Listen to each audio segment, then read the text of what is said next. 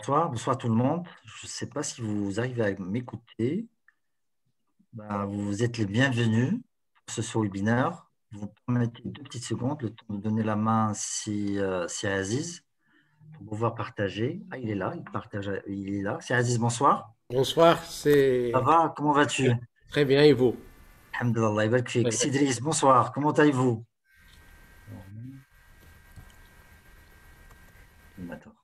Voilà.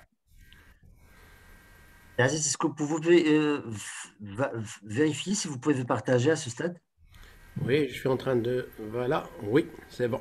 Bien sûr. Donc je peux... Ok. السلام عليكم سي Wa عزيز لاباس سي هاشم كي داير لاباس عليك؟ باك صحيحة لاباس الله يبارك فيك صافي انت un bon retour, تبارك الله. Ça me fait plaisir de te صافي voir. من بعد Oui, vraiment. Euh, شخبارك لاباس عليك Très bien, et vous?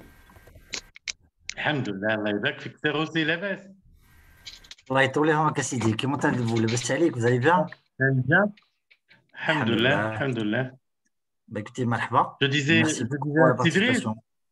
pardon je disais à Cédric Aziz c'est une vieille connaissance. Ah très bien, super. كيف C'est كان ça عزيز l'avantage ça aussi fait du club et longtemps du réseautage, hein. C'est l'occasion ah oui ah de oui se retrouver ياك. certainement certainement ça fait plaisir du moment que c'est constructif. Je pense que rien ne doit Absolument, empêcher la absolument. participation de tout le monde.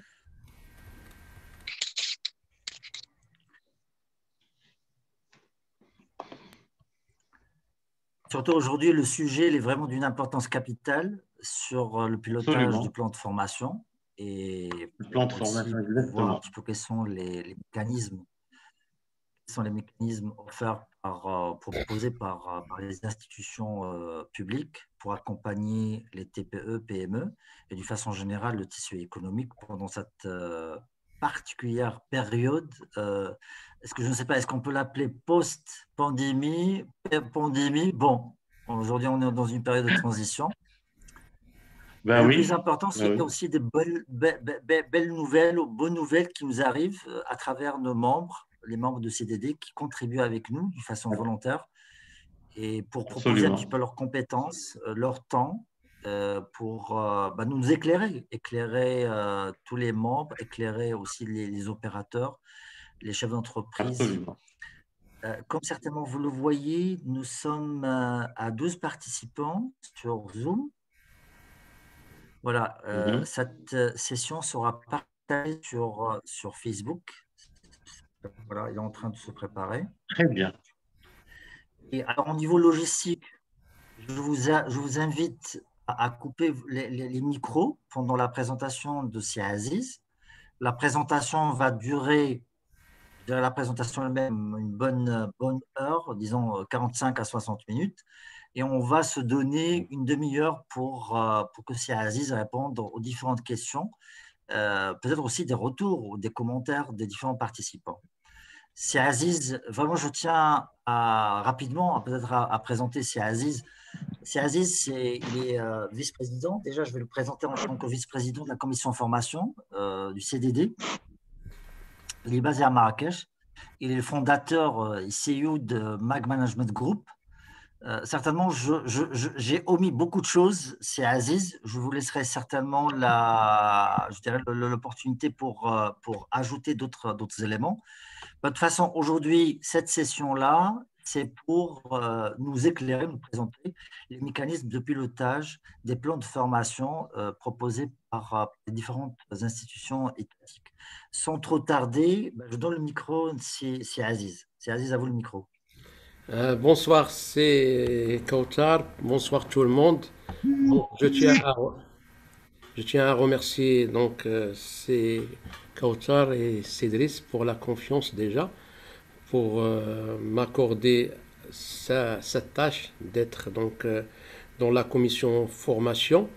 Et j'aimerais bien partager avec vous ma petite ou ma modeste expérience et expertise dans le domaine de la formation, dans le domaine de l'ingénierie. Donc, moi, j'ai choisi ce thème aujourd'hui qui est piloter le plan de formation, votre plan de formation 2021, parce que à travers donc les différentes années où j'ai pratiqué le conseil et la formation, j'ai constaté que pas mal de responsables des ressources humaines, pas mal de dirigeants oublient ou ignorent un peu ces mécanismes qui permettent un peu qui donnent un privilège à ces sociétés qui payent leurs taxes de formation professionnelle et en contrepartie, ils ne reçoivent pas ils restituent pas ils récupèrent pas cette taxe sous forme d'action de formation. Donc, le thème aujourd'hui que j'ai choisi, je l'ai partagé en 3 volets. Donc, le plan, il sera décliné comme ce. Donc déjà, on doit savoir qu'est-ce que ça veut dire, que font les GIAC pour les entreprises, c'est quoi un GIAC et qu'est-ce qu'ils font pour les entreprises. Après, on va parler des contrats spéciaux de formation, à travers l'organisme de l'OFPPT ou l'Office de la formation professionnelle. Après, je vais me focaliser sur la validation des acquis de l'expérience, qui est une nouveauté de la nouvelle loi de la formation professionnelle, qu'on attend les décrets d'application pour les mettre en œuvre. Donc, sans tarder, je vais parler du rôle des GIAC, ou que font les GIAC pour les entreprises. Déjà, il faut donner une définition dans la présentation du GIAC. C'est quoi le GIAC? Le GIAC, c'est le groupement interprofessionnel d'aide au conseil. Donc, c'est une association constituée par les organisations aux fédérations professionnelles des entreprises. Donc, on compte aujourd'hui 9 GIAC. Donc, chaque secteur, il a un GIAC. On parle du GIAC 1, qui est donc tout ce qui est industrie. Donc, on a le GIAC BTP, le GIAC hôtellerie et tourisme, on a le GIAC pêche et maritime, on a le GIAC textile et cuir. Donc, et on a d'autres que je vais présenter par la suite. Donc, l'objectif principal, les 2 objectifs principaux des GIAC, c'est aider financièrement les entreprises à faire des formations à travers le financement des diagnostics stratégiques et aussi des études d'ingénierie de formation. Deuxième objectif, c'est l'encouragement des entreprises pour l'amélioration continue des compétences de leurs salariés. Donc ça, c'est les 2 objectifs principaux des GIAC, des différents GIAC. Donc, si on veut un peu appréhender le rôle ou la structure de gouvernance et les organes du GIAC, on va dire que le GIAC, il y a un président qui est élu suite à une assemblée générale élective. Donc c'est un président qui est élu par les adhérents. Les adhérents, c'est les entreprises. Donc les entreprises. Après, il y a le comité consultatif des engagements. C'est ce comité qui essaie de donner je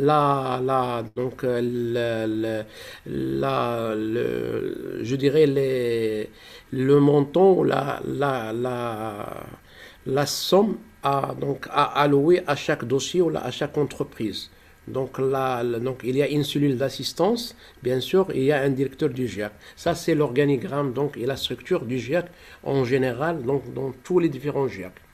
Après, le premier rôle, c'est accompagner les entreprises dans leur étude de diagnostic stratégique et d'ingénierie de formation. Après, informer et sensibiliser sur les différents mécanismes, les différents mécanismes qui sont mis en place par les GIAC. Après, il y a l'assistance pour la préparation des demandes de financement, l'assistance pour la conception et la mise en place des études et le remboursement. Et enfin, le financement, ce qui est la partie importante dans ce mécanisme que les entreprises attendent d'être remboursées par rapport au coût d'investissement qu'ils mettent en place pour leurs études, que ce soit diagnostic stratégique ou ingénierie de formation. Donc, les entreprises bénéficiaires, donc c'est toutes les entreprises qui opèrent dans le secteur d'activité couvert par le GIAC. C'est-à-dire que si on parle donc du GIAC BTP, bâtiments donc, et travaux publics, c'est toutes les entreprises opérant de ce secteur, depuis les bureaux d'études, les bureaux de contrôle, les architectes, les entreprises de travaux, tout l'écosystème du BTP. Donc, il pourra bénéficier de ce système de financement. Donc, il faut qu'il soit adhérent parce que c'est une association, donc c'est des adhésions. Il faut qu'il soit adhérent et qu'il ait à jour de cotisation. Après, il doit être éligible aux contrats spéciaux de formation. C'est-à-dire que chaque entreprise doit doit honorer ses engagements en termes de paiement de CNSS et de la taxe professionnelle depuis le 1er juillet de l'année N-2 jusqu'au 30 juin de l'année N-1.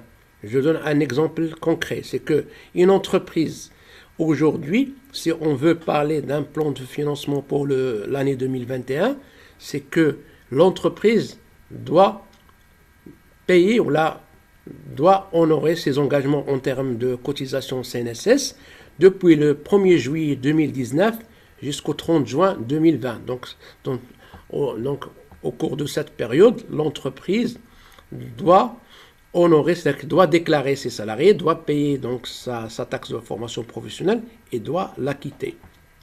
Donc, en situation au titre de la taxe de la formation professionnelle, c'est qu'il faut qu'il soit donc en situation régulière.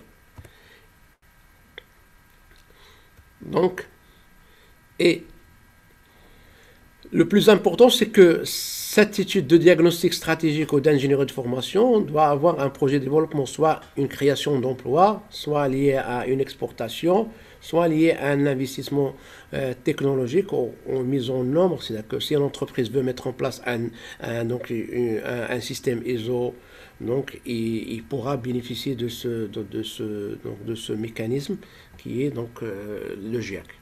Donc voilà les conditions où les entreprises, pour qu'ils soient éligibles, il faut qu'ils opèrent dans le secteur d'activité. Il doit avoir une adhésion dans le GIAC, dans l'association ou le groupement, avec une cotisation à jour. Doit être éligible, c'est que doit payer sa cotisation CNSS et il doit avoir un projet, de développement. Bon, les avantages du mécanisme du GIAC, donc déjà c'est le libre choix de l'organisme du conseil, c'est que l'entreprise est libre de choisir l'organisme de conseil à son choix, donc elle est souveraine pour choisir l'organisme de conseil. La rapidité d'engagement et de remboursement, c'est que le GIAC, généralement, le délai de remboursement, dans des cas normaux, ou dans des situations normales, ne dépasse pas 3 mois.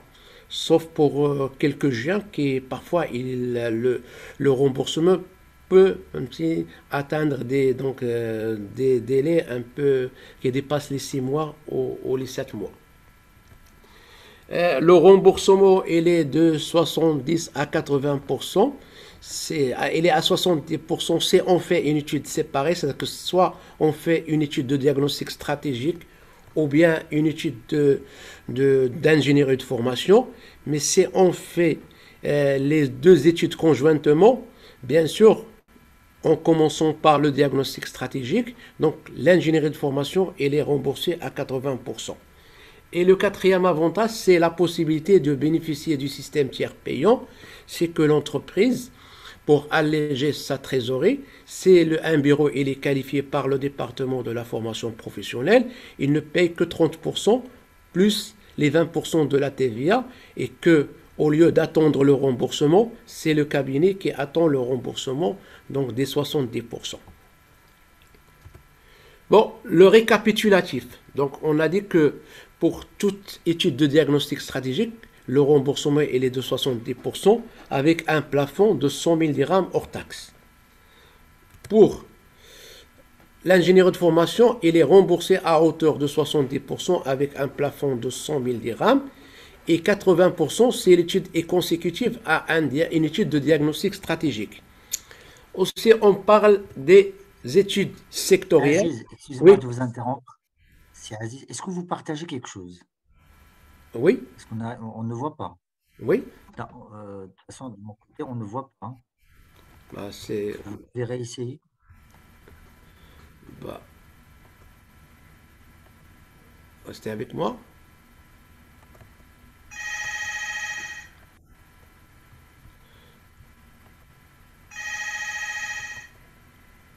C'est bon maintenant? Ah oui, ça vient. Ouais,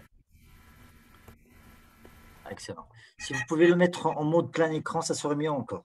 D'accord, je suis en train de le mettre en plein écran, voilà. Génial. Merci beaucoup, c'est Aziz. D'accord.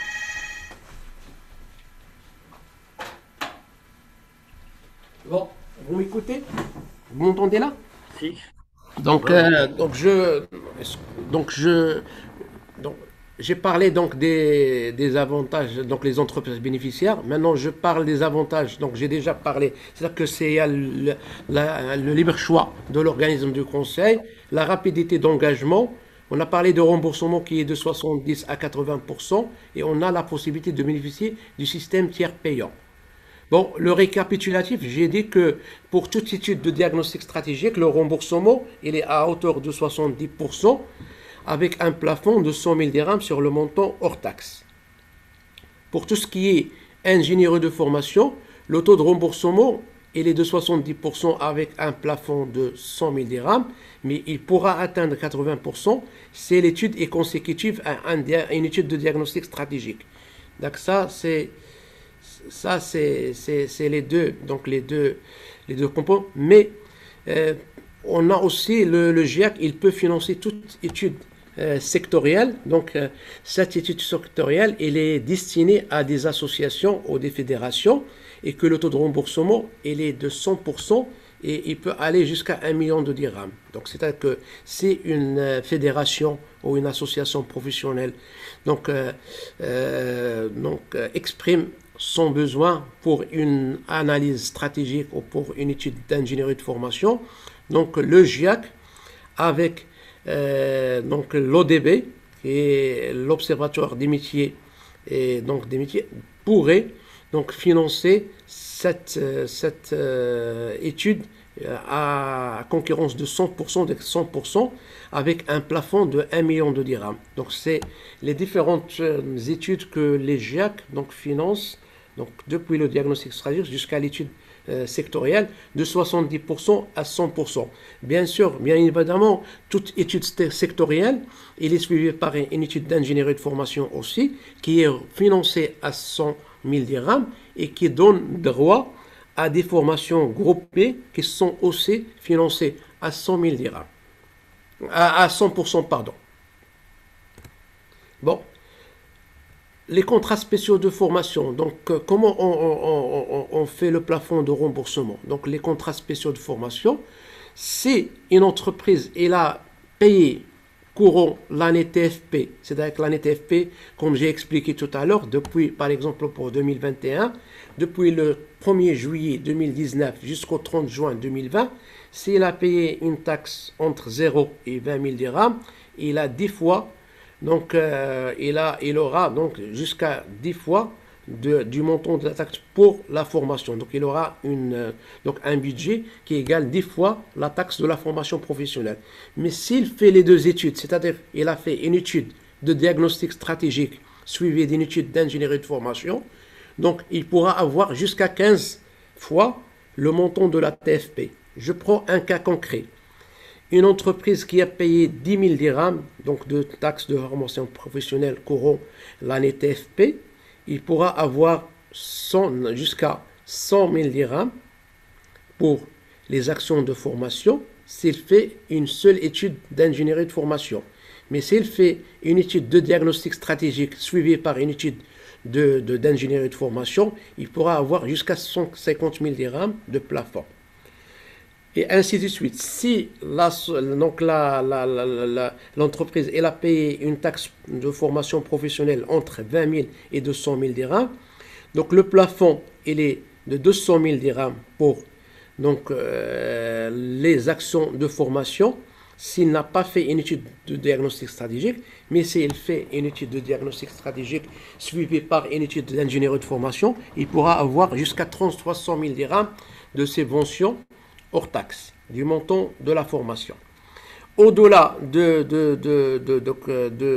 entre 200 000 et 3 millions de dirhams de taxes de formation professionnelle déclarées, donc le montant de remboursement est égal à la taxe de la formation professionnelle déclarée. C'est-à-dire que si une entreprise a déclaré une taxe de formation professionnelle de 220 000 dirhams corrélant les TFP, donc le montant maximum de remboursement ou de subvention ou du montant qu'il aura de l'OFPPT, il va être de 220 000 dirhams. Donc, s'il a par exemple 250 000 dirhams, c'est 250 000 dirhams, ainsi de suite, jusqu'à 3 millions de dirhams. Au-delà de 3 millions de dirhams, donc c'est les grandes entreprises, là c'est un autre système que je vais expliquer par la suite. Maintenant, le diagnostic stratégique, il consiste donc c'est quoi la méthodologie pour l'élaboration d'un diagnostic stratégique?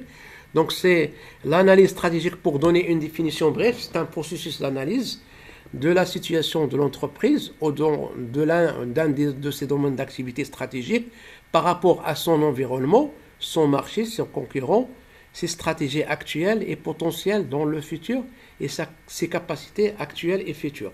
Donc, les étapes pour faire une analyse, une analyse stratégique ou un diagnostic stratégique, c'est que le cabinet de conseil doit faire une réunion de cadrage avec la direction régionale, il doit recueillir la direction générale, pardon, il doit recueillir les informations sur l'entreprise, il doit élaborer une fiche d'identité, une fiche signalétique de l'entreprise, il doit identifier les principales fonctions de l'entreprise, il doit analyser l'environnement de l'entreprise, que ce soit interne et externe, il doit sonder les marchés cibles de l'entreprise aussi, il doit identifier les domaines d'activité stratégiques avec une analyse poussée, traduire les choix stratégiques en objectifs opérationnels et il doit identifier les besoins en compétences liés aux orientations stratégiques de l'entreprise. Ça, c'est la méthodologie donc imposée par le référentiel du GIEC. Donc, il faut, si on ne suit pas ces étapes-là, donc le rapport ou l'étude ne sera pas donc accepté par le comité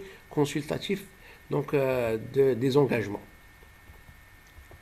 Maintenant, par rapport à l'ingénierie de formation, donc l'ingénierie de formation, les domaines, donc les domaines d'élaboration, la méthode d'une ingénierie, vous avez, donc comme j'ai dit, donc il y a donc les besoins liés à l'activité. On peut parler des besoins liés à l'activité, on peut parler des besoins liés à des obligations, donc que ce soit hygiène sociale, les règles d'hygiène et de sécurité, on prend le cas du post-Covid maintenant, les nouveaux taux de TVA par exemple, la démarche qualité, etc. On peut par exemple parler des besoins de l'évolution des métiers, pénurie d'emploi sur des métiers stratégiques, par exemple le digital, on parle des agents de sécurité pour le domaine de l'hôtellerie, par exemple d'hygiène et sécurité. On peut aussi parler des besoins issus des projets de changement, soit une fusion des différents services, soit un rachat d'entreprise, etc. Donc, c'est les besoins en formation, ils peuvent être liés, que ce soit au fonctionnement, c'est-à-dire à l'activité, ou bien à des contraintes réglementaires, ou bien à une pénurie donc, de compétences dans un domaine bien identifié, ou bien à un changement, donc un changement de structure d'entreprise, que ce soit interne ou externe. Maintenant, pour la méthodologie, donc l'ingénierie de formation, c'est un ensemble de démarches méthodiques et cohérentes qui sont mises en œuvre dans la conception d'actions ou de dispositifs de formation afin d'atteindre efficacement l'objectif visé. Donc, on a l'ingénierie de formation, c'est un diagnostic des besoins en compétences. Donc, on doit identifier les besoins en compétences liés aux orientations stratégiques de l'entreprise, identifier les besoins en compétences liés au dysfonctionnement qu'on va relever, les besoins en compétences suite aux entretiens individuels ou collectifs avec un échantillonnage, donc avec un échantillonnage du personnel de l'entreprise, et les orientations de la direction des ressources humaines sur la gestion des emplois et des compétences. Ça, c'est le diagnostic donc préalable avant de mettre en place ou là de concevoir une étude d'ingénierie de formation. Après, on doit analyser, structurer et consolider les besoins recueillis en actions de formation. On doit valider ces actions de formation avec le comité de pilotage. On doit produire un rapport d'ingénierie. On doit, après, élaborer un cahier de charge des formations. Il faut faire les F2, ce qu'on appelle les F2, c'est-à-dire que le contenu avec les prérequis, les objectifs, le contenu indicatif, le coût, le cabinet, les critères d'évaluation, etc. Donc ça, c'est ce qu'on appelle donc un cahier de charge.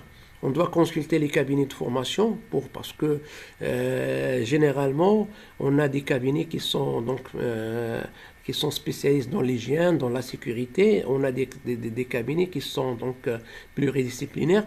Mais généralement, si on veut mettre en place une bonne approche, c'est qu'il faut consulter au moins trois cabinets, 3 bureaux de formation pour essayer d'avoir donc une meilleure offre, que ce soit sur le plan qualitatif, sur le plan coût, et le contenu qui est très important, et la qualité des formateurs aussi. C'est très important, c'est la qualité des formateurs qui est dans. Donc après, nous avons donc l'évaluation. Donc l'évaluation, vous avez une évaluation à chaud, donc c'est que formalisé par des fiches synthétiques d'évaluation qu'on remet à l'ensemble des personnes présentes à la formation. Ça, en général, c'est la méthodologie d'élaboration d'une ingénierie de formation. Maintenant, pour parler de la procédure GIAC, qu'est-ce qu'il faut faire? Donc, le dossier depuis la demande de financement jusqu'à le remboursement de l'étude ou des 2 études. Pardon. Donc, la demande, il faut commencer déjà par analyser la structure de l'entreprise. Est-ce qu'il s'agit d'une personne physique ou d'une personne morale? S'il s'agit d'une personne physique, il faut qu'il soit déjà, qu'on a dit, éligible. C'est-à-dire qu'il faut qu'il y ait une éligibilité. Donc, c'est qu'il doit être à jour en cotisation CNSS. Il faut qu'il a acquitté la cotisation du 1er juillet de l'année N-2 jusqu'au 30 juin de l'année N-1. Donc, il doit produire un modèle J original, une attestation bancaire originale et une copie légalisée de sa carte d'identité nationale. Pour les entreprises ou pour les personnes morales, donc la seule différence, c'est les statuts plus les pouvoirs. Soit les statuts d'entreprise plus les pouvoirs. Dans le cas des SARL, généralement, on ne demande que les statuts parce que les pouvoirs, ils sont dans les statuts. Mais pour des sociétés anonymes, des sociétés anonymes simplifiées ou d'autres formes juridiques, donc on demande les pouvoirs parce qu'ils complètent un peu les statuts de l'entreprise. Ça, avant de commencer, on doit avoir ces documents juridiques et on doit les étudier. Et après, on doit faire la demande d'accès au système CSF dont j'ai parlé. Donc, il y a pour avoir l'attestation d'accès au système CSF. Donc, c'est une attestation que l'entreprise doit formuler une demande auprès de l'OFPPT pour l'avoir. Donc, pour avoir cette attestation d'accès au système CSF, il doit produire un modèle G, donc de l'extrait du registre de commerce, datant de mois de 3 mois. Il doit doit remplir un formulaire F1, que je vais vous montrer par la suite, le modèle, le spécimen de ce formulaire. Donc, il doit être légalisé par le signataire habilité, et plus une attestation d'identité bancaire, comportant l'identification du compte en 4 chiffres. Et les pièces justifiant l'habilitation des pouvoirs, à savoir le statut et les pouvoirs, ou la procuration. Ça, c'est la composition du dossier juridique avant d'entamer une étude, d'ingénierie ou de diagnostic stratégique. Ça. Une fois on a produit ces documents, donc l'OFPPT fournit à l'entreprise une attestation d'accès aux contrats spéciaux de formation signée par le directeur régional de chaque région. Donc chaque région il a une délégation là, une direction régionale de l'OFPPT, et ça c'est là. Donc chaque entreprise, le siège qui détermine un peu la direction régionale qui produit ce document. C'est-à-dire qu'à Marrakech, c'est la direction régionale de Marrakech, à Casablanca, c'est la direction régionale de Casablanca, ainsi de suite.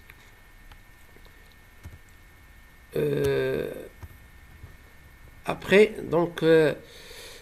pour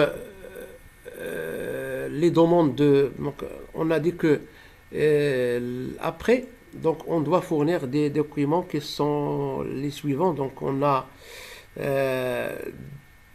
des documents qui sont la facture pro forma, l'attestation d'éligibilité. Il y a un chèque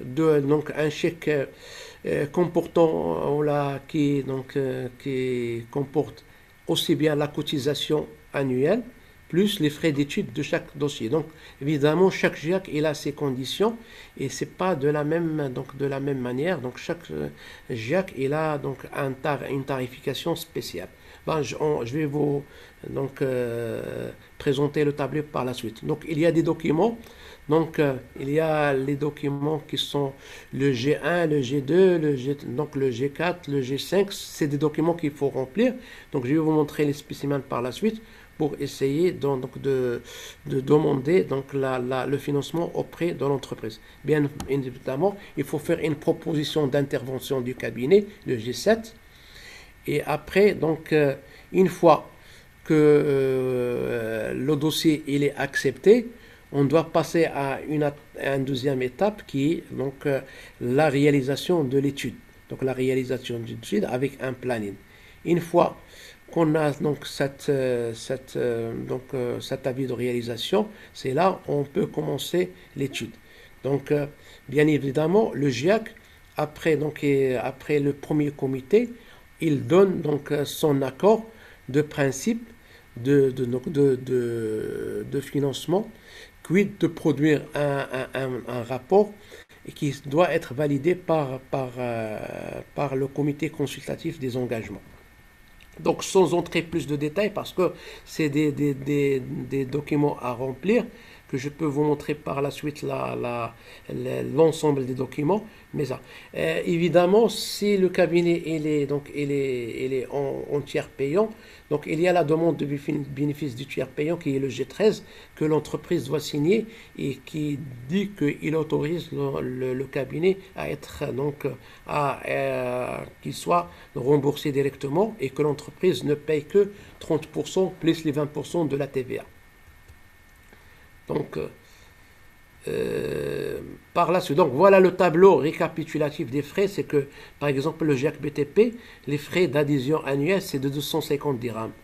Par contre, pour une étude de diagnostic stratégique, c'est 4000 dirhams. Pour une étude séparée de l'ingénierie de formation, c'est 4000 dirhams. C'est les deux études plus les frais d'adhésion, c'est 6250 dirhams. Pour l'hôtellerie, donc les frais d'adhésion, c'est 2000 dirhams. Pour le GIAC tertiaire, c'est 500 dirhams. GIAC compétences, auparavant appelé GIAC Translog, il est de 3000 dirhams. Pour le GIAC technologie, il est de 500 dirhams. Agroalimentaire, 3000 dirhams. GIAC textile et cuir, 6000 dirhams. GIAC pêche et maritime, 500 dirhams. Et GIAC 1, qui est le GIAC industrie, il est de 2000 dirhams. Donc voilà, c'est un tableau récapitulatif des frais. Donc c'est avant d'entamer n'importe quelle étude, il faut que l'entreprise s'acquitte des frais d'adhésion et des frais d'étude. S'il s'agit d'une seule étude, c'est par exemple le GIAC hôtellerie tourisme, c'est 4000 dirhams. S'il s'agit de deux études, c'est 6000 dirhams. Après, il faut le dossier, le rapport, il est approuvé par le comité consultatif des engagements. Le dossier de remboursement, il doit après, comme on a dit, après la réalisation, le planning prévisionnel et le rapport d'étude de diagnostic stratégique ou d'ingénierie de formation, il faut remettre 3 exemplaires au GIAC, plus une version électronique, et le GIAC vous restitue deux rapports, donc cachetés et signés, un à remettre à l'OFPPT, un à remettre au client. Donc voilà. Après, il y a donc la facture du cabinet qui doit être cachetée et contresignée par l'établissement indiquant le nom et le pronom de la qualité de signataire avec la mention copie conforme à l'original. Vous avez une copie du chèque ou de l'ordre du virement cachetée et signée par les 2 parties. Donc la remise aussi, copie du relevé bancaire ou de l'avis d'opération, plus de l'entreprise et du cabinet de conseil. Donc, comme ça, pour que le GIAC s'assure que l'entreprise il a bien payé donc la prestation et que le cabinet il a bien encaissé la prestation. Donc, si on veut récapituler, donc le GIAC il rembourse directement, donc dans le cas de tiers payant, il rembourse directement l'entreprise, le cabinet de conseil, soit 70% lorsqu'il s'agit des études séparées, soit 80% si les 2 études sont consécutives, bien évidemment, en commençant par le diagnostic stratégique, avec un plafond pour chaque étude de 100 000 dirhams. L'entreprise, donc, il paye que 30 ou 20%, ça dépend de son choix s'il a fait une seule ou 2 études. Comme ça, l'entreprise, elle est allégée. C'est le cabinet qui attend le remboursement et l'entreprise, elle bénéficie de ces études avec un coût qui est donc de 20 à 30%. Donc, pour le tiers payant, bien sûr, il faut que le cabinet, l'organisme de conseil et de formation doit être labellisé par une qualification ou labellisé par le département de la formation professionnelle et qu'il faut qu'il soit en cours de validité et que les experts qui vont faire l'étude leurs noms sont indiqués dans l'attestation de qualification. Ça, c'est une condition sine qua non pour la réalisation des études de diagnostic et d'ingénierie de formation. Bon, après, donc on va Mag Management, il a donc développé une application qui facilite un peu la gestion donc de toute la partie administrative et que l'entreprise ou le cabinet de conseil, il suffit de remplir les informations donc de base et que l'application il permet de générer toute la documentation depuis la demande de financement jusqu'à le dossier de remboursement. Donc ça, on peut parler de cette application par la suite. Donc, comme j'ai dit, c'est un outil opérationnel qui formalise le dossier administratif des études de diagnostic d'ingénierie. Il permet donc la gestion des dossiers depuis le financement jusqu'au remboursement. Donc la gestion des actions de formation, que ce soit planifié ou non planifié. Donc, et l'édition des documents, que ce soit donc les documents relatifs à la demande ou les documents relatifs aux sessions de formation. Ça, donc, je passe rapidement parce que, comme on l'a dit, je passe rapidement à la deuxième présentation qui est les contrats spéciaux de formation.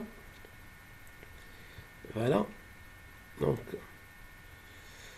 les contrats spéciaux de formation, donc c'est l'OFPPT. Donc, une fois qu'on a un rapport, donc le rapport d'ingénierie de formation, il doit être pour avoir la possibilité d'être remboursé à 70% par rapport aux actions de formation, il faut que le rapport d'ingénierie de formation soit déposé avant le 30 juin de l'année en cours. C'est-à-dire que pour tout dossier, donc toute action planifiée, il faut que l'entreprise dépose son plan d'action planifié avant le 30 juin de l'année, donc l'année en cours. C'est-à-dire que pour les dossiers de 2021, l'étude d'ingénierie de formation doit être déposée à l'OFPPT avant le 30 juin 2021, sauf dérogation.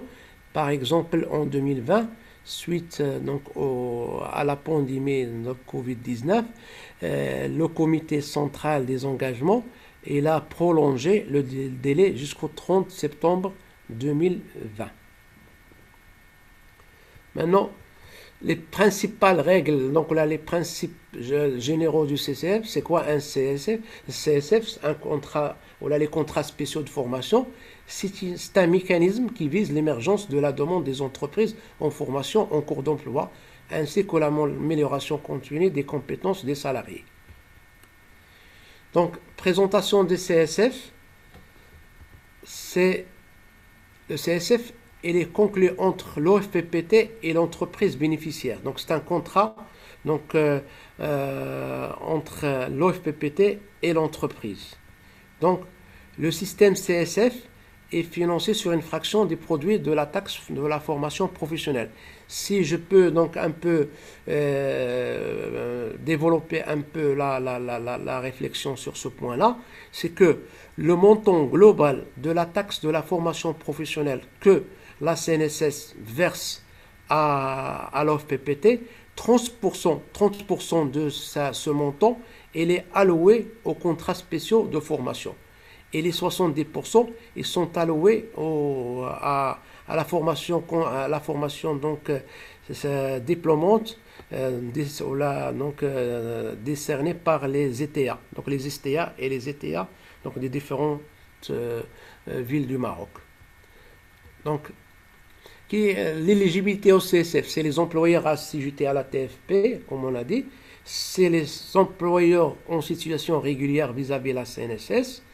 Donc là, il faut donc là l'éligibilité on la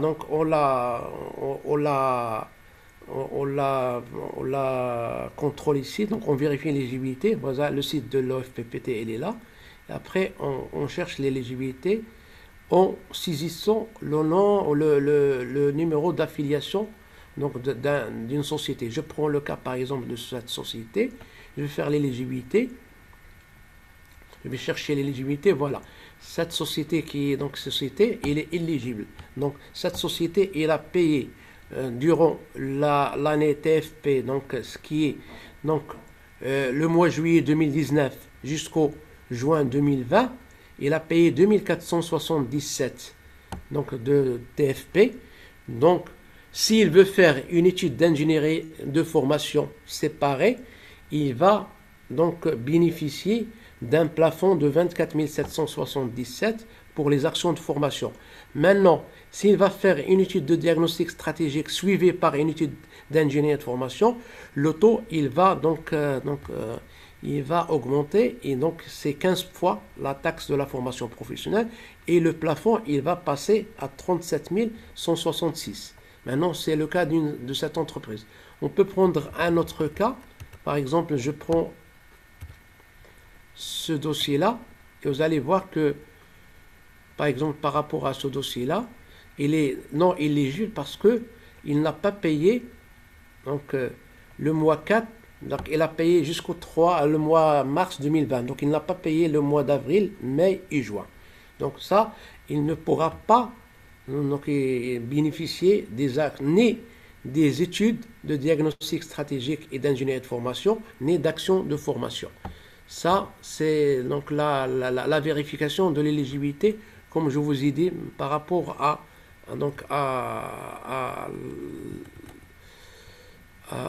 au dossier, aux principes généraux d'éligibilité au CSF. Donc, et finalement, donc, après, donc, les entreprises ou là, les personnes assujetties à la TFP, c'est les établissements industriels et commerciaux, c'est les notaires, les courtiers, les commissionnaires, les représentants ou agents d'assurance, les coopératives, les employeurs exerçant une profession libérale, ainsi de suite. Donc, toute entreprise qui a un numéro d'affiliation à la CNSS et qui paye sa cotisation régulièrement et donc pourra bénéficier du système de contrats spéciaux de formation.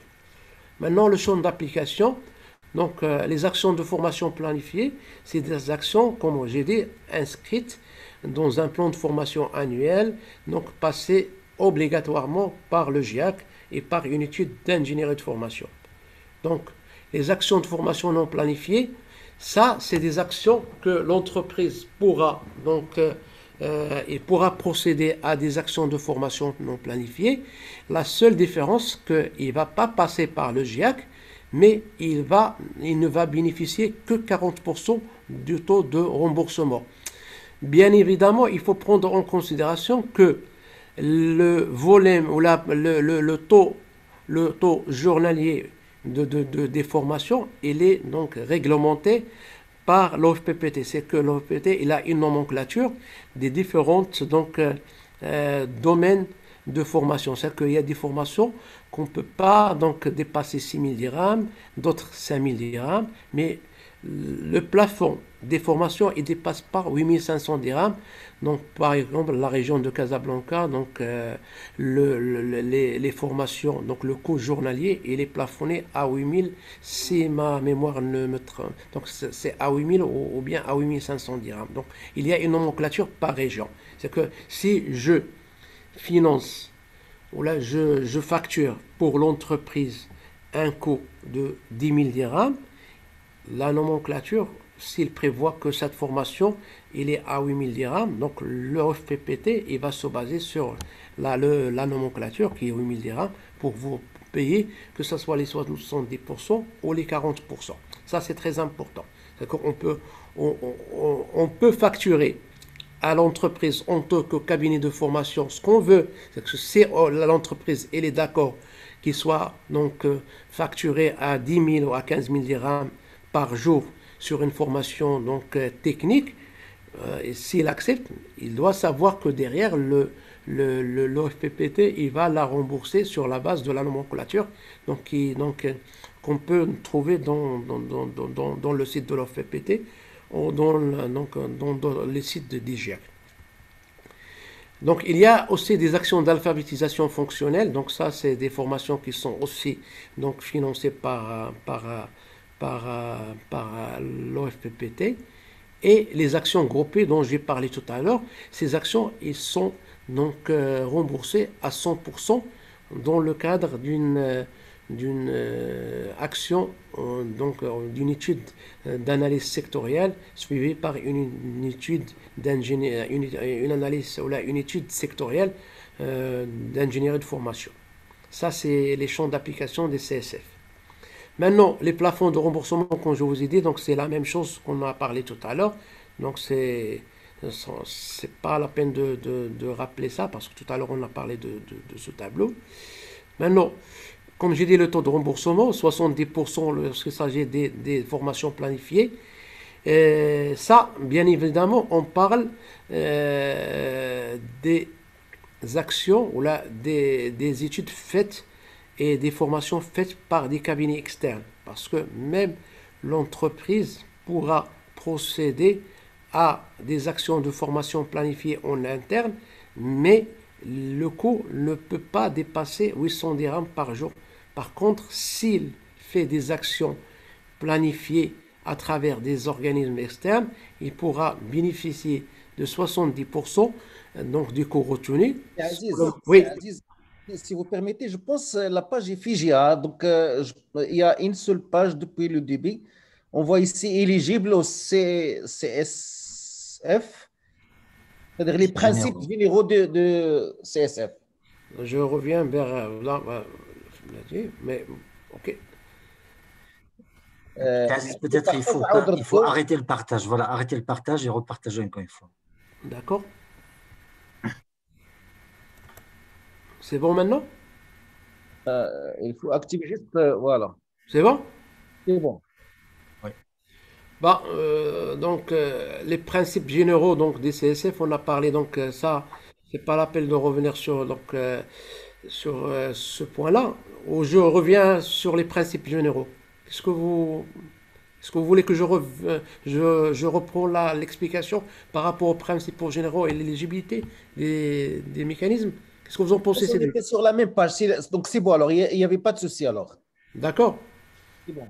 Donc là, comme j'ai dit que par rapport à l'OFPPT, donc l'éligibilité, on fait une vérification sur le site de l'OFPPT, voilà, en saisissant le numéro d'affilié de l'entreprise. Par exemple, pour ce cas-là, est-ce que vous me suivez par rapport à ça?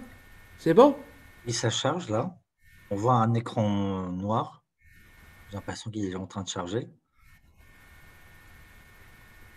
C'est bon? Voilà, toujours noir de mon côté. Donc, il y a un problème. Vous n'arrivez pas à partager la page internet, c'est ça? Oui, D'accord. donc ça, c'est... Voilà. Là maintenant, on arrive à voir le tableau. Voilà. Vous arrivez à voir le tableau maintenant? Là, je pense que voilà. Ça revient à la présentation. D'accord. Donc le site pour vérifier l'éligibilité, il est là. Donc c'est le www.ofppt.ma.fr.éligibilité. Après, vous faites entrer le numéro d'affilié. Il va vous donner soit vert, soit rouge. Vert, c'est bon. Rouge, donc il y a un problème et que l'entreprise ne pourra pas bénéficier du système, du mécanisme GIAC et du contrat spécial de formation.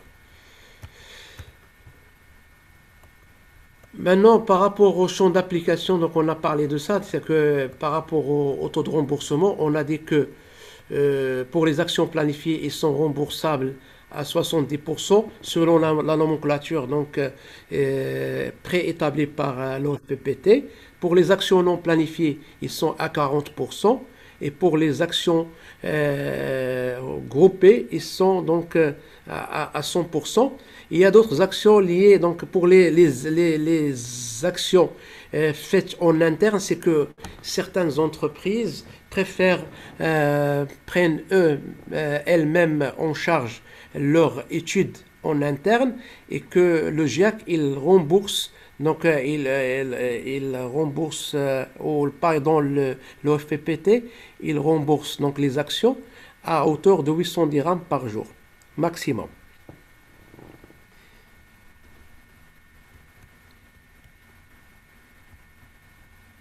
Bon, pour la procédure, elle est différente, ça dépend de la taille d'entreprise.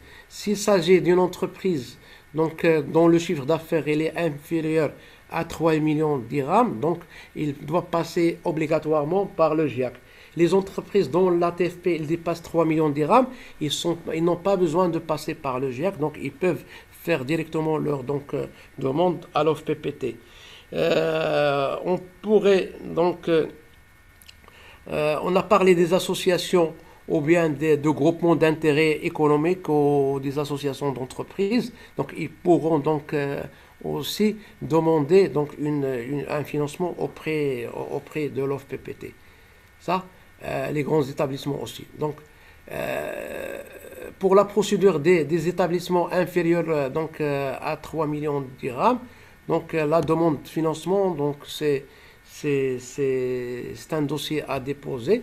Donc après, l'OFPPT, il remet à l'entreprise un contrat qu'il doit signer et cacheter, et il doit respecter le planning de formation qu'il a mis sur le M1, qui est le tableau récapitulatif de l'ensemble des actions de formation avec le nombre et la date et l'heure de démarrage et l'heure de début et de fin de la formation. Bien évidemment, le groupe, d'après la procédure de l'OFPPT, ne doit pas dépasser 25 personnes. Et s'il est inférieur à 5 personnes, l'OFPPT paye ou la rembourse par personne. Si on a un groupe de moins de 5 personnes, l'OFPPT, il paye par personne avec un plafond de 1500 dirhams par personne. S'il dépasse les 5 personnes, le groupe, c'est là où on parle de coût journalier. À partir de 5 personnes, le coût ne pourra pas dépasser 8500 dirhams dans des cas extrêmes. Maintenant, il y a le dossier, donc il y a le dossier de remboursement. Il doit comporter donc la fiche, donc la F2 qui est la fiche indiquant le contenu de la formation avec tout le détail dont on a parlé tout à l'heure. Il faut qu'il y ait là donc la liste de présence émargée par l'ensemble des participants, signée par l'entreprise et par le cabinet de formation.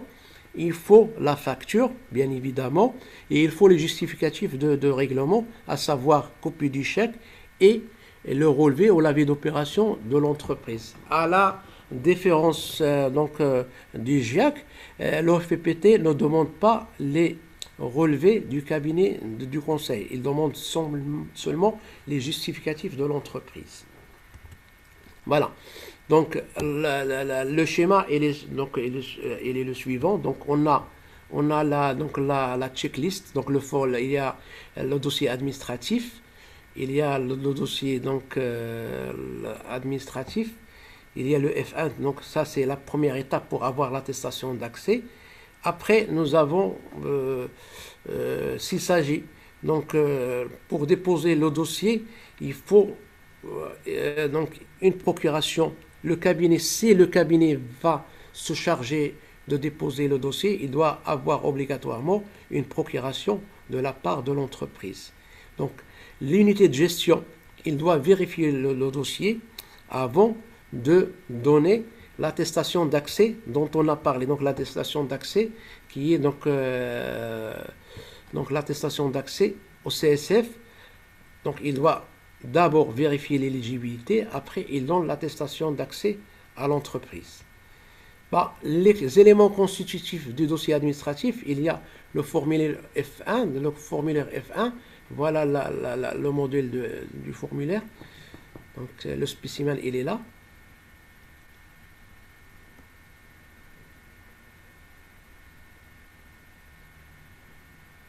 Voilà, donc ça c'est le formulaire. Est-ce que vous arrivez à le voir?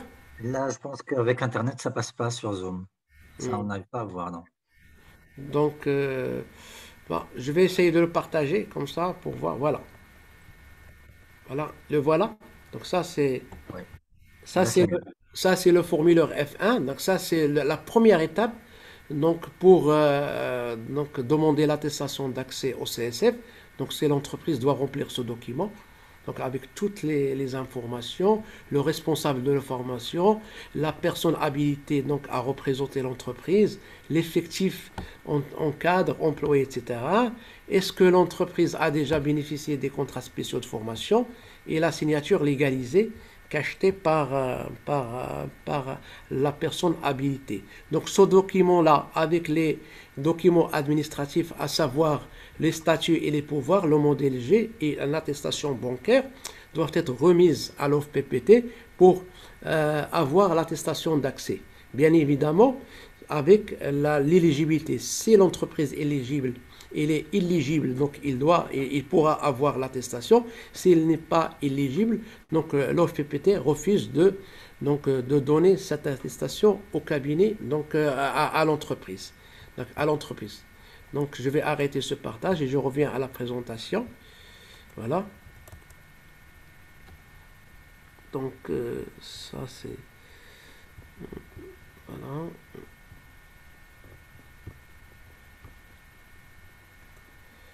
Après, donc, on a parlé donc de l'UFDA, donc le modèle G, on a dit le modèle G, donc les pièces justificatives, que ce soit le statut ou les documents, les documents justifiant les pouvoirs, plus une attestation d'identiteur bancaire. Ça, c'est le dossier pour avoir l'attestation d'accès que le GIAC demande obligatoirement avant d'étudier un dossier, une étude de diagnostic stratégique ou d'ingénierie de formation.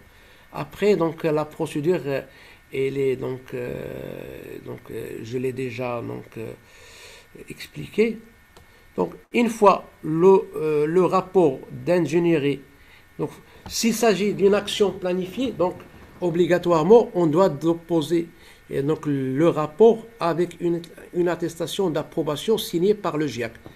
Le rapport contenant donc le plan de formation, donc plus l'attestation d'approbation, doivent être déposés à l'OFPPT avant le 30 juin et que l'OFPPT exige que le début de la formation et la date de remise des rapports, entre les deux, il faut qu'il y ait minimum 10 jours calendaires. Je m'explique. Si pour une étude d'ingénierie, donc un plan de formation donc planifié, si l'entreprise veut démarrer la formation, par exemple, on est aujourd'hui le 17, s'il veut démarrer lundi, donc les formations qui seront programmées lundi, mardi jusqu'au 27 ne seront pas remboursées par l'OFPPT parce que l'OFPPT, il dit, ou là, dans son référentiel, il stipule que pour toute action de formation planifiée, le dossier doit être déposé 10 jours avant le démarrage de la formation. Maintenant, s'il s'agit d'une formation non planifiée, donc le délai c'est de 5 jours calendaires. Donc si l'entreprise décide de planifier une formation sur une action non planifiée, il suffit de déposer le M1 avec la fiche F2, donc 5 jours avant le démarrage d'une action de formation. Ça, c'est les conditions. Après, une fois l'OFPPT reçoit que ce soit le rapport d'ingénierie approuvé par le GIAC avec une attestation d'approbation ou bien une action non planifiée, il prépare le contrat. Donc le contrat, il remet le contrat à l'entreprise qui doit légaliser en 4 exemplaires et doit les remettre avant le 28 février de l'année N+1 à l'OFPPT. Donc il doit restituer obligatoirement les contrats signés, légalisés, parfois enregistrés au niveau des impôts. Donc il y a certaines régions qui imposent l'enregistrement de ces documents, de ce contrat. Il doit le restituer à l'OFPPT avant le 28 février de l'année N+1. C'est-à-dire que pour les actions de formation de 2021, le dernier délai de restitution du contrat, c'est le 28 février de 2022. Après, le dossier de remboursement doit être déposé à l'OFPPT au plus tard le 31 décembre 2022 pour l'année 2021. Sinon, le dossier sera rejeté après le 31 décembre de l'année N+1. Donc le dossier, il doit comporter, comme j'ai dit, les F2, c'est-à-dire les fiches descriptives des formations.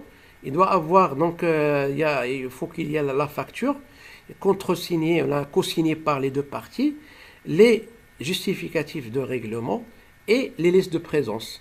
Une fois le dossier il est vérifié par l'unité de gestion, le fondé de Beaufort rembourse le dossier dans un délai maximum 1 mois et demi.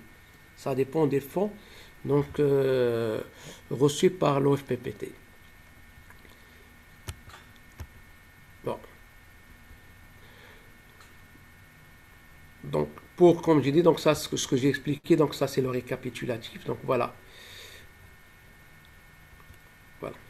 Donc les documents qui sont demandés par l'OFPPT, il y a le M1 qui est la fiche récapitulative des actions de formation. Vous avez la F3, vous avez le rapport d'ingénierie, avec l'attestation d'approbation, les F2 et l'attestation d'approbation de l'étude du diagnostic stratégique dans le cas que l'entreprise a fait les deux actions en même temps.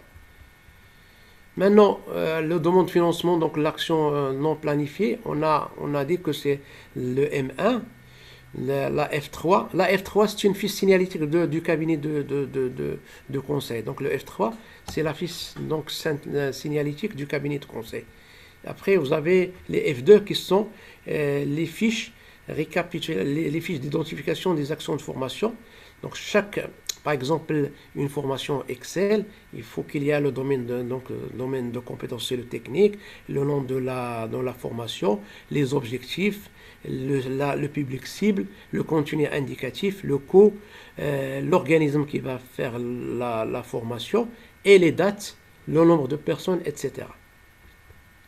Voilà, donc c'est le même principe qu'auparavant, donc c'est la même procédure. Donc voilà. Donc la facture, il y a la liste de présence, les fiches d'évaluation, l'attestation certifiant la réalisation des actions présentées au remboursement. Donc voilà. Donc il y a la facture, donc il y a un modèle donc, de facture qui doit être cacheté, comme j'ai dit, par les deux parties. La liste de présence, il y a la fiche d'évaluation, donc synthétique. Il y a une attestation qui s'appelle le M6, où on déclare que l'entreprise a bel et bien réalisé les actions de formation de A à Z.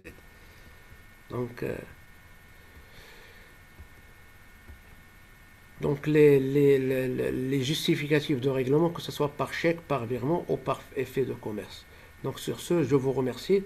Donc comme j'ai dit que je ne dois pas dépasser donc 1 heure, voilà, j'ai dépassé 1 heure de 7 minutes. Maintenant, foire aux questions, je suis à votre disposition par rapport à ces deux présentations. Et je vous remercie. Excellent, Aziz. Merci beaucoup pour la présentation. C'était très, très succinct. Il y a pas mal d'informations.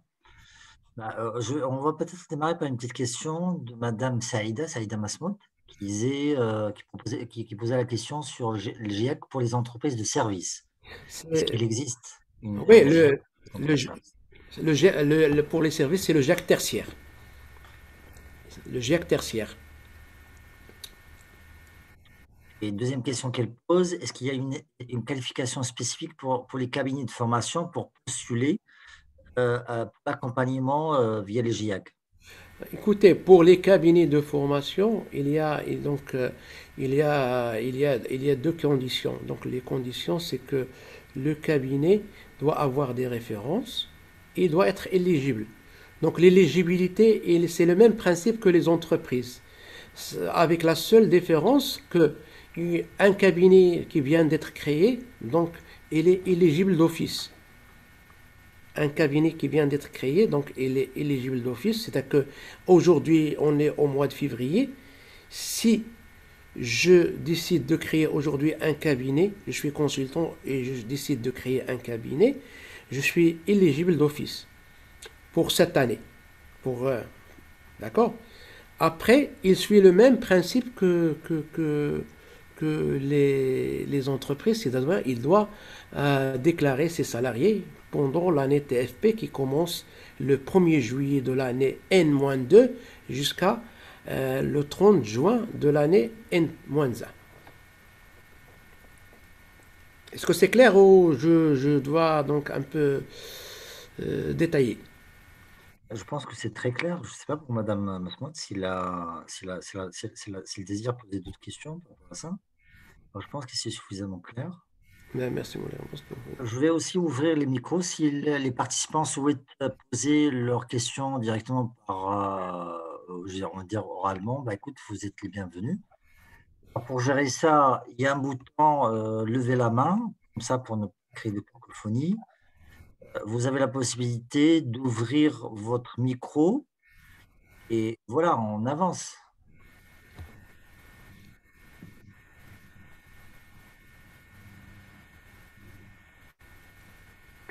Hachem, j'ai vu que vous avez ouvert votre micro. Vous souhaitez intervenir? Non, c'est-à-dire, j'avais une question à Aziz. C'est vrai que l'exposé a été très succinct, il était très clair, mais comme il y a beaucoup de chiffres, il y a beaucoup de technicité à suivre, c'est un peu délicat en matière verbale.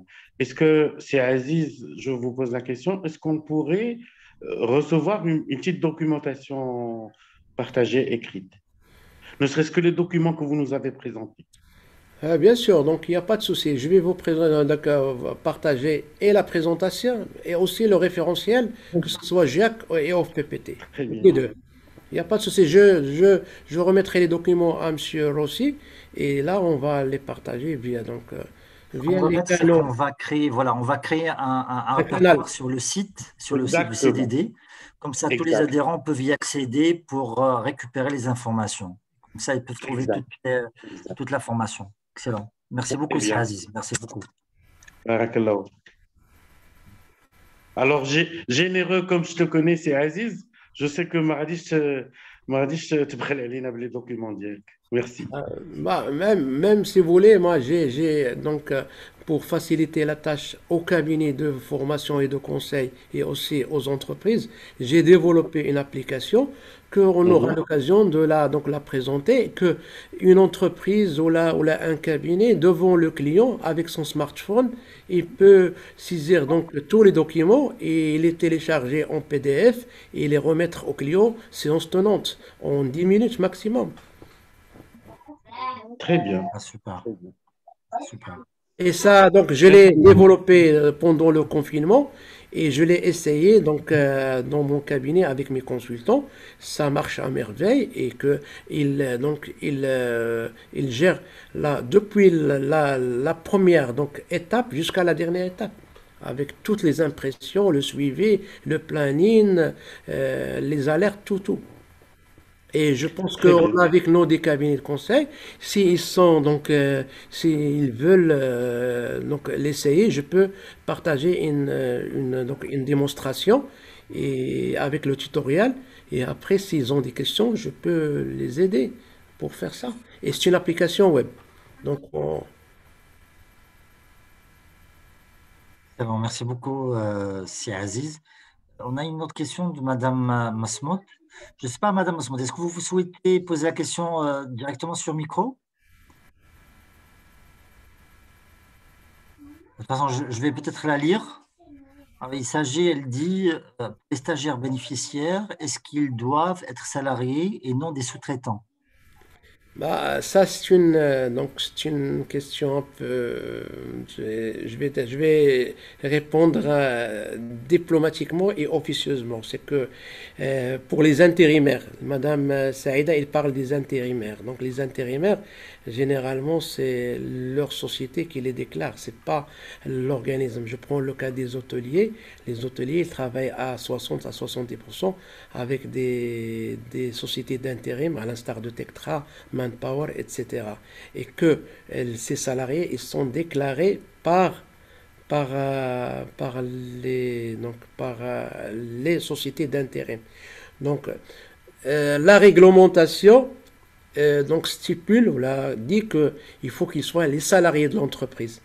Maintenant, si on peut contourner cette donne en justifiant que ces salariés ils sont mis à la disposition de l'établissement, par exemple pour un hôtel, et que pour les besoins de l'hôtel, on est obligé de les former. Et ils opèrent donc dans cette unité, et on peut justifier ça. Ou il y a une autre solution, c'est que s'il s'agit d'une entreprise, d'une formation inter-entreprise. C'est qu'on peut demander à la société d'intérim de délivrer son attestation d'accès au CSF et de présenter le dossier comme une société donc normale. Donc dans les deux cas de figure, on peut c'est faisable, c'est faisable. Mais la procédure parle des salariés de l'entreprise, Et les intérimaires, hiérarchiquement, ils ne sont pas salariés, mais fonctionnellement, ils sont salariés. Donc c'est là la justification que je peux donner pour ces cas-là. Mais généralement, avec les hôtels, on n'a pas été, il n'y avait jamais un rejet d'une formation, donc, parce que dans le groupe, on trouve des salariés de l'entreprise et des intérimaires, et on n'a jamais été confronté à ce genre de situation, quoique la procédure stipule que les salariés doivent appartenir à l'entreprise. Excellent. Merci beaucoup, c'est Aziz. Tout à l'heure, moi j'ai une petite question un petit peu dans le détail. Tout à l'heure, vous avez parlé de respect obligatoire des délais je dirais, de la remise des documents. Mais la question, si jamais on rate le délai, est-ce que tout le dossier, ça veut dire on peut le récupérer par la suite ou c'est perdu? Là, je vais vous donner un cas concret. Je prends le cas de 3 formations dans le cas d'une action planifiée, par exemple. Je prends le cas que la société X il a décidé de faire une formation Excel, donc formation Word et une formation langue anglaise. On a 3 formations. Et que la première formation doit commencer le 22. Donc le 22, je parle d'action planifiée passée par le GIAC. Le 22. Donc le 22 et la deuxième formation, il va être donc le 27 et la troisième le 1er février. Donc l'OFPPT, il va calculer à partir de aujourd'hui le 17, on a le 18, le 19, le 20, le 21, c'est 4 jours, 5, 6, 7, 8, 9, 10. Donc la formation du 27 et du 1er, ils seront remboursés. Par contre, la formation du 22 sera rejetée. Ça, dans le cas d'une action planifiée. Dans le cas d'une action non planifiée, donc c'est 5 jours calendaires. C'est que le début de la formation doit respecter les 5 jours calendaires. Donc je ne peux pas commencer la formation avant. Je peux la commencer, mais elle ne sera pas remboursée. Est-ce que c'est clair? Oui, il faut absolument respecter le programme annoncé. D'accord. Pour les actions planifiées, le délai, c'est le 30 juin. Donc, obligatoirement, on doit déposer le dossier avant le 30 juin avec l'attestation d'approbation. Si on le dépose le 30 juin, la première formation doit commencer le 11 juillet. Pas avant. Si vous la faites avant, vous avez le droit, mais vous ne serez pas remboursé. Ça, je parle donc dans le cas vertical, donc transversal. Maintenant, dans une formation, par exemple, si je décide de former 10, je dis à l'OFPPT que je vais former 10 personnes et que j'ai formé que 8. Donc, vous serez remboursé au prorata. D'accord. Si, par exemple, je dis que cette formation Excel, je vais la facturer à 10 000 dirhams, l'OFPPT, il va vous payer sur la base de 5 000 dirhams. Donc, il va faire 5 000 dirhams fois 70%. Il va vous payer que 3 500 dirhams. C'est que l'entreprise, il va supporter 6 500 dirhams. 6 500 dirhams. Donc, c'est très important par rapport à l'entreprise, par rapport au cabinet de conseil. Malheureusement, auparavant, c'était ça, c'est le problème des entreprises. Pourquoi ça, il y a cette méfiance par rapport au mécanisme GIAC et CSF, parce que malheureusement, certains cabinets, ils encaissaient donc avec, que ce soit avec des tarifs normaux ou des tarifs un peu exagérés, et derrière, ils ne suivaient pas le dossier de remboursement. Bien évidemment, parce qu'il y a une contrainte juridique, c'est que l'OFPPT, il stipule que c'est l'entreprise qui doit suivre son dossier. Et ce n'est pas le cabinet. Et par manque de formation, manque de compétences pour le suivi du dossier, les cabinets, ils se portent volontaires pour suivre le dossier de A à Z. Ça, c'est l'accompagnement administratif et ça, c'est le plus que certains cabinets, la plupart maintenant, qui font pour que l'entreprise soit sûre que le dossier sera remboursé.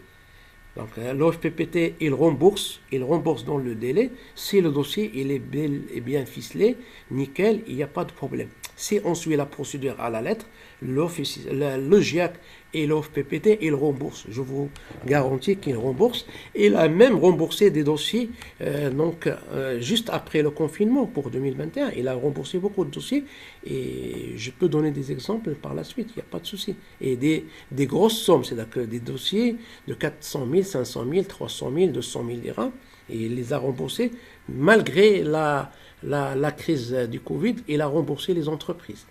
Donc l'OFPPT, le GIAC, il rembourse.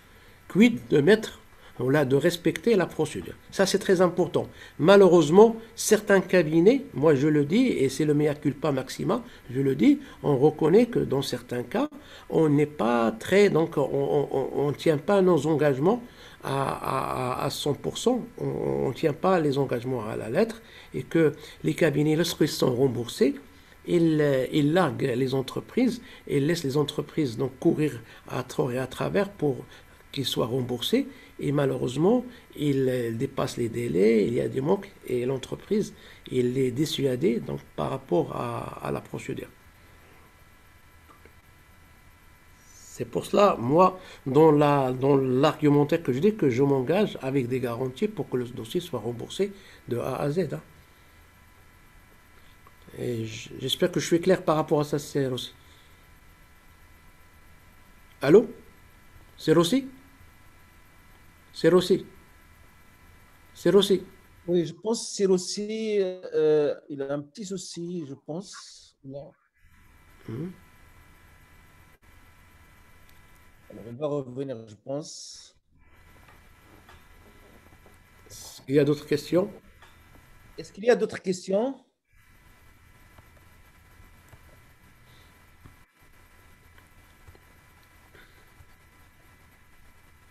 Est-ce qu'il y a quelqu'un qui veut rebondir sur ce qui a été dit, présenté par c'est Aziz Abdelrazak Benchra? Vous voulez prendre la parole, c'est ça? Oui, merci beaucoup, Cédric. Bonsoir.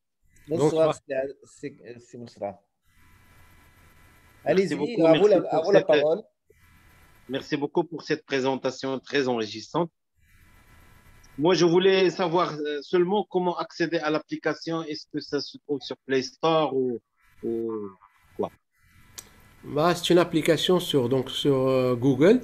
Après, donc, quand donc, c'est un mot de passe, un login, c'est une application donc web.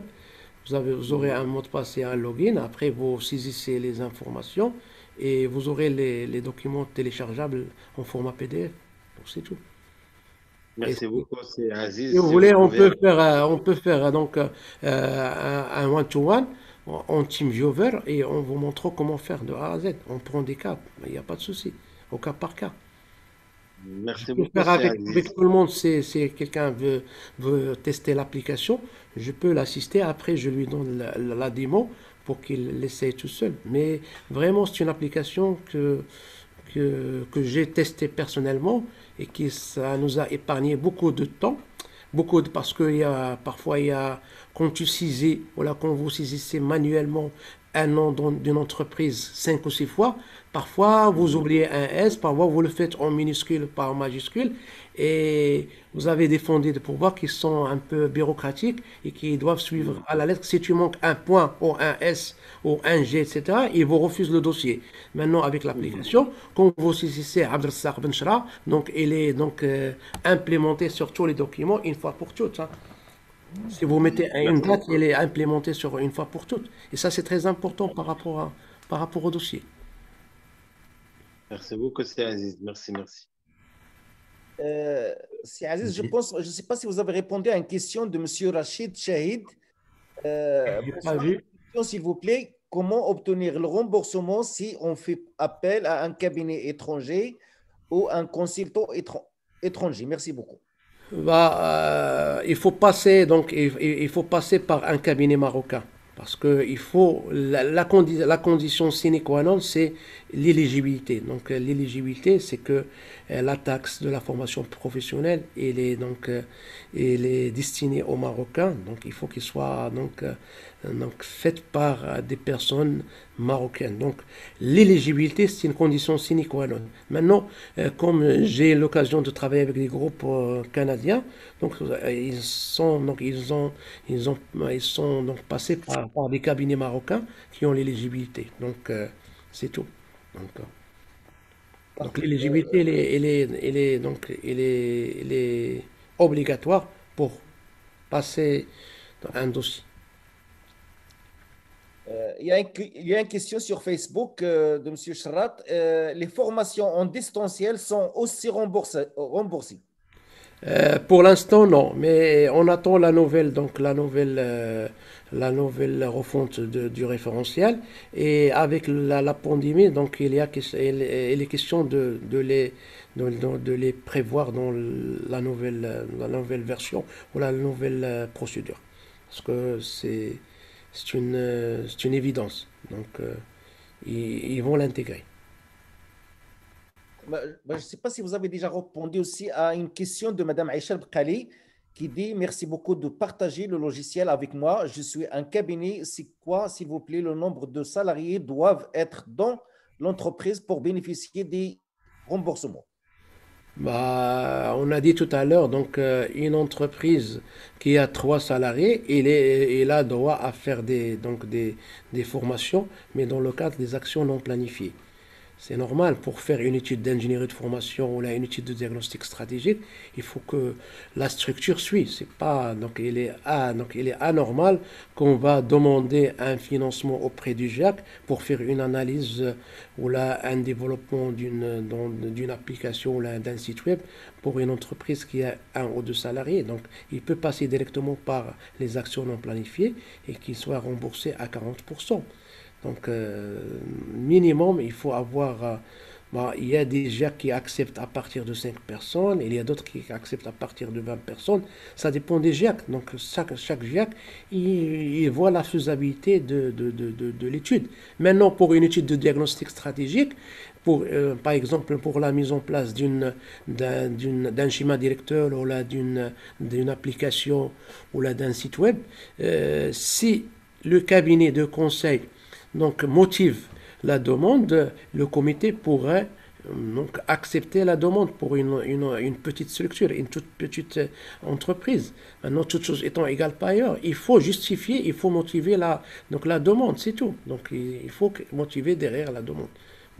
Mais une société avec une seule personne, donc si elle est éligible, il pourra bénéficier des actions de formation. Donc une seule personne, il sera donc remboursé à un plafond de 1500 dirhams, comme je vous dis tout à l'heure. C'est aussi, je sais pas, vous êtes là? Oui, désolé, j'ai eu une coupure d'Internet. J'ai C'est pour compris, ça j'ai que compris. j'étais. On a Voilà, donc, l'habitude. Nam, J'ai compris. voilà, je suis de retour là. Il n'y a pas de souci. Alors, il y avait une question de Madame Saïda Masmoud. Je ne sais pas si vous l'avez déjà posée. Alors, merci pour les réponses et de votre présentation détaillée. Question 3 pour les stagiaires bénéficiaires. Ça a été déjà répondu à Cédric, oui. C'est C'est déjà sur fait, les d'accord, très bien. intérimaires, oui, exactement, c'est les intérimaires. Voilà, donc, علاش ما بقيتش متبع معك انا في les questions qui ont été déjà posées. On a déjà répondu à ça. À vous la main, Excellent. c'est maintenant, hein. À vous la main. Merci beaucoup, Cédric. Merci beaucoup. Écoutez, les amis, je crois qu'on arrive à terme de notre présentation. Si Aziz, dans son élan de générosité, il va partager les slides de la présentation, qu'on mettra sur le site du CDD. Et bien entendu, les adhérents peuvent y accéder, pour la télécharger. Peut-être par rapport à l'application, si Aziz, l'application, c'est une application qui est payante, si je ne me trompe pas. Bah, c'est une application que j'ai développée, donc c'est un savoir-faire. Donc évidemment, si un cabinet veut l'utiliser, il doit. Excellent. De toute façon, excellent. Il n'y a pas de souci. Pour voir comment diriger les personnes intéressées vers vous directement pour s'occuper de ça. De toute façon, il n'y a pas de problème.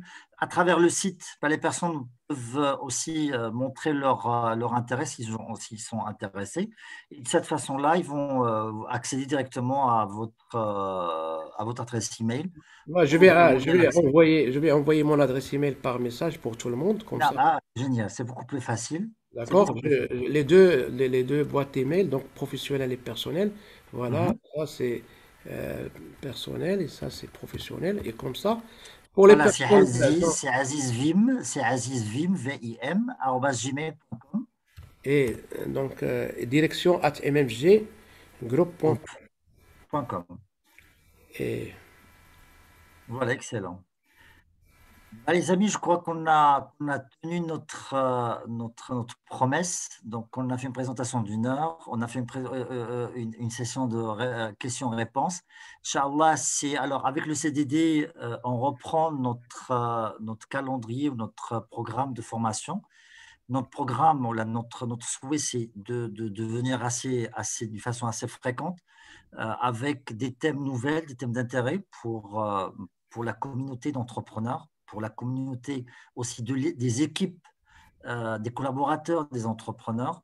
On va vous communiquer ça très, très prochainement. De toute façon, on a déjà prévu pour la semaine prochaine une session le mercredi on ne va pas vous dire le thème de la présentation, on laisse une surprise. De toute façon, on se donne rendez-vous, Inch'Allah, le mercredi prochain. Si À vous permettez 19 h. de dire aussi, Oui, Sidi.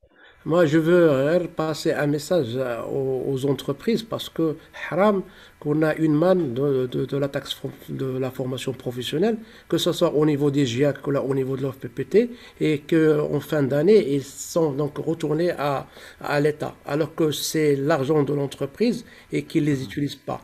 Bah, pour moi, je trouve que c'est désolant, c'est dommage que les entreprises ne s'impliquent pas.